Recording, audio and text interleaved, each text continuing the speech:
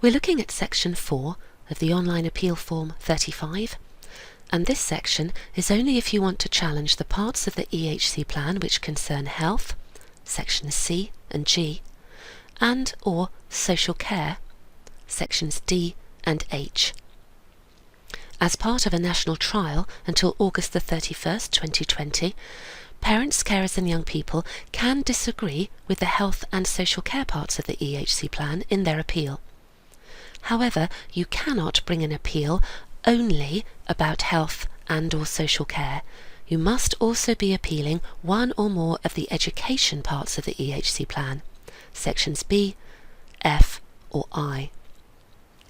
The SEND Tribunal can recommend that your child's health and social care needs and support in your child's plan are made clearer or more detailed, changed, or included if they are missing. Please note that the Tribunal will not make decisions where medical professionals have made different clinical diagnoses or have made different recommendations about health provision. Here, the form explains that if you are asking for a health or social care recommendation to be made, the local authority will send a copy of the appeal form to the health and or social care provider. You can appeal about the health part of the plan or the social care part, or both together. So depending on your child's needs, you may be responding to only two of the boxes on this page, or all of them. Just like in your reasons for appeal in Section 3, if you need more space to write your views, you can write in any of the boxes, "Please see attached sheet," and you can include a separate document when you email or post this form to the Tribunal. Remember though to clearly mark this separate document, My Reasons for Appeal Section 4, and it's helpful to include your child's name and date of birth. Just as we highlighted in our video for Section 3, do keep your reasons short and to the point. Separate your points into paragraphs or use bullet points. If you use paragraphs, it's helpful to number them or organise them under headings. And do refer to any evidence that backs up your points, and we will look at how to do this in a bit more detail in our video for Section 12.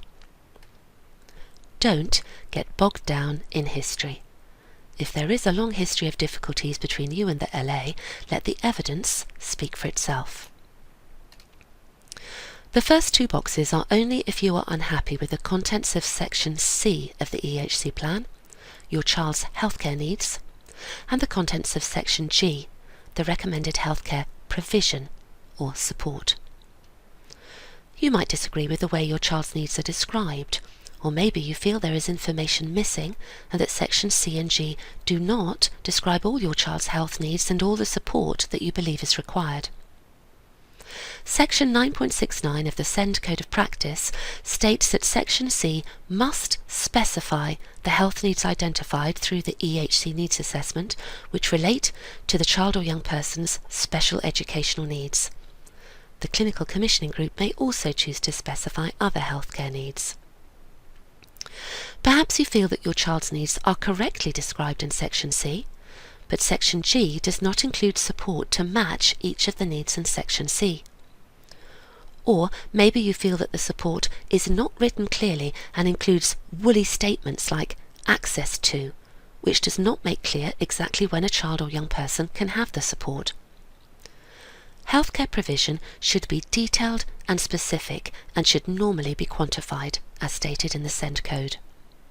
It should be clear what will happen, who will be involved and is responsible, the frequency of the support and when that support may be reviewed.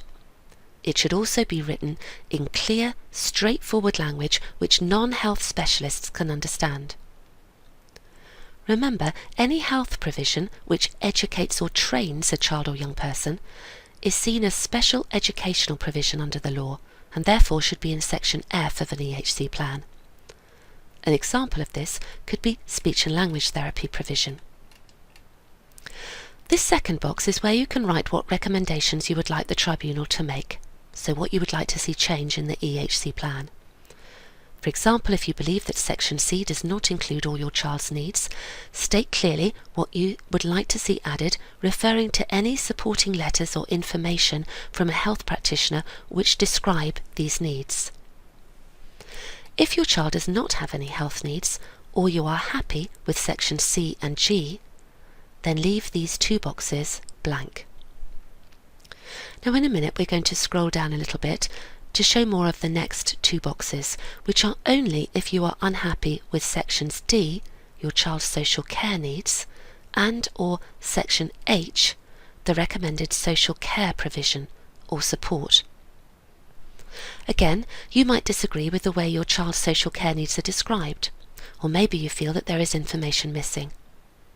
Section 9.69 of the SEND Code of Practice states that the EHC plan must specify any social care needs identified through the EHC needs assessment which relate to the child or young person's special educational needs, or which require provision for a child or young person under 18 under Section 2 of the Chronically Sick and Disabled Persons Act of 1970.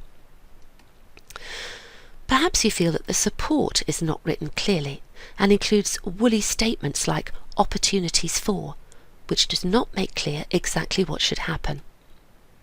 Just as for health, the SEND Code says that social care provision should be detailed and specific and should normally be quantified.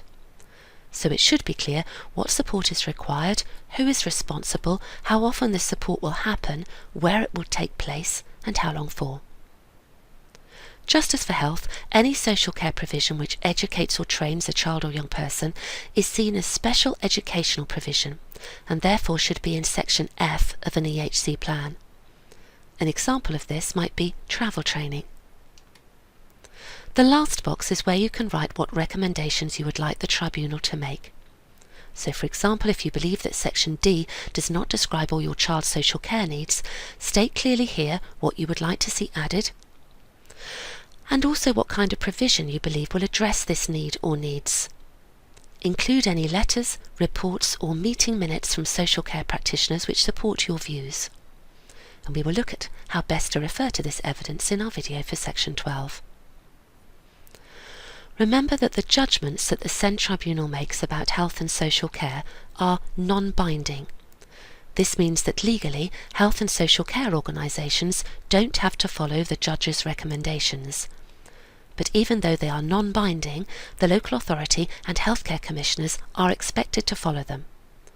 Because the recommendations come from a specialist tribunal, they can't be turned down easily. If your child does not have any social care needs, or you are happy with sections D and H, leave these two boxes blank and go on to Section 5.